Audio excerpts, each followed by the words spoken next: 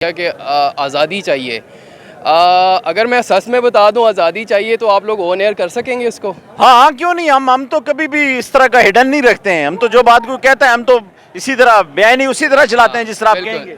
देखिए, हमें उन लोगों से आज़ादी चाहिए जिन लोगों ने कायद आज़म को गलत गाड़ी ख़राब एम्बुलेंस प्रोवाइड की। हमें उनसे आज़ादी चाहिए जिन लोगों ने मोहतरमा फ़ातिमा जिन्ना की स्पीच के ऊपर 18 साल पाबंदी लगाई, और फिर जब एक दिन उन्होंने स्पीच ओपन की तो उन्होंने जब कहा कि मेरे भाई कायद आज़म का मर्डर हुआ है, तो उसके बाद मोहतरमा फ़ातिमा जिन्ना का भी मर्डर हुआ। हमें उनसे आज़ादी चाहिए। नहीं, आप मुझे ये बताएं। आप मुझे ये लेट बताएं। मी कंप्लीट।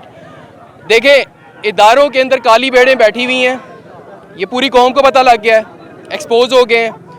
और इनका नेक्सस जो लंदन में बैठा हुआ भगोड़ा, जो लंदन से भी आगे भाग गया, कभी इटली तो कभी स्विट्ज़रलैंड, जो कि वहाँ बैठ के कत्लो गारत करा रहा है, जिसकी बेटी भी शामिल है इस कत्लो गारत में, अरशद शरीफ, और वो जो FIA के डायरेक्टर जो है तफ्तीश कर रहे थे, और मकसूद चपड़ासी का मर्डर जिन्होंने किया, वो सारी चीज़ सामने आ रही है अब खुल के। देखिए, सोशल मीडिया का टाइम है, अब कुछ भी हिडन नहीं है।